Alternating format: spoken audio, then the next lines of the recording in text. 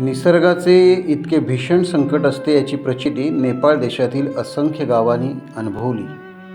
शिट्या आणि आरडाओरड करीत लोक पळत सुटले, तरीही पाण्याच्या प्रवाहात कित्येक वाहून गेले. लोक घरातच होते ती घरेही सामानासहित वाहून गेली. तसे काठमांडू उत्तरेला 45 किलोमीटर दूर अंतरावर 7,245 मीटर उंचीवर राजसी पर्वतरांगांमध्ये माऊत लँगटांग लेरिंगचा एक दुःखद इतिहास आहे. एप्रिल 2015 नेपाळमध्ये आलेल्या 7.8 तीव्रतेच्या भूकंपाने लांगटक गाव जमिनीखाली गाडून गेले होते. असा हा या परिसराचा इतिहास आहे. येथे 2 दिवसांपूर्वी एक प्रचंड मोठा बर्फाचा डोंगर ग्लेशियरच्या घाटीत कोसळल्याने 5.2 तीव्रतेच्या भूकंपाची शक्ती असावी इतका तो शक्तिशाली बर्फाचा डोंगर होता. तो बर्फाचा डोंगर भोटेकाशी नदीपात्रामध्ये कोसळला. त्याचे रूपांतर पाण्यात झाले. इतका प्रचंड मोठा तो प्रवाह होता की त्याबरोबर माती, दगड आणि त्याचा एक मोठासा लोंढा तयार झाला. नदीपात्राचे पाणी अचानक वाढू लागले. त्यासोबतच दगड, मातींचा आजूबाजूला साचलेला डोंगराळ प्रदेशातील संपूर्णतः भाग त्या लोंढ्याबरोबर गावांच्या दिशेने, नदीपात्राच्या शेजारील गावांच्या दिशेने वाहू लागला.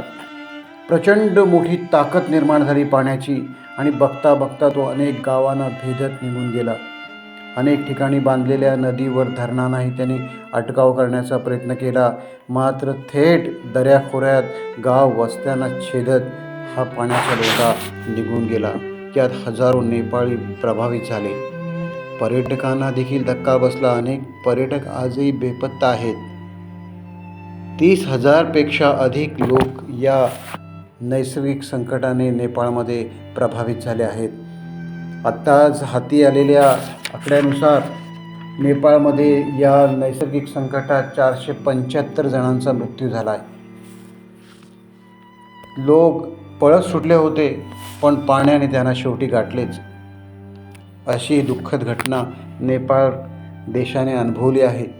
आणि म्हणूनच असं म्हटलं जातं की निसर्गापुढे कोणाचं शहाणपण नाही. नेपाळ तिबेट सीमेवरून आलेल्या पुराचा प्रवाह त्रिशूली आणि भोटेकाशी नद्यांच्या पात्रातून वेगाने खाली सरकत असताना लोकांना सावध करण्यासाठी शिट्या आणि आरडाओरड हेच अखेरचे साधन ठरले. पाणी पातळी वाढण्याचा वेग इतका प्रचंड होता की सावध होण्यासाठी किंवा हालचाल करण्यासाठी फारसा वेळच उरला नाही. वयोवृद्ध नागरिकांना हलविणेही कठीण झाले. बालकांना घेऊन लोक पळत सुटले. पाणी वाढतच होते. प्रचंड वेगाने पाणी गावामध्ये शिरकाव करीत होते. असे म्हटले जाते की गलची येथील त्रिशूली नदीची पातळी 30 मिनिटात 9 मीटरपर्यंत वाढली. याच कालावधीत मालेखू येथे 7 मीटरची उंची नोंदवण्यात आली. पुराचा प्रवाह खाली सरकत असताना अनेक निरीक्षणे केंद्रे निकामी झाली किंवा वाहून गेली. त्यामुळे नेपाळ सरकारला पुढील कालावधीसाठी अचानकपणे सूचना देणे शक्य झाले नाही. तरीही नदीपात्रातील इतर खालील गावांना सतर्क वेळीच करण्यात आले आणि त्यांचा जीव वाचला. टाइम्स डिजिटलला लाईक करा, शेअर करा, सबस्क्राईब करा आणि बेल आयकॉन दाबायला विसरू नका. Times digital.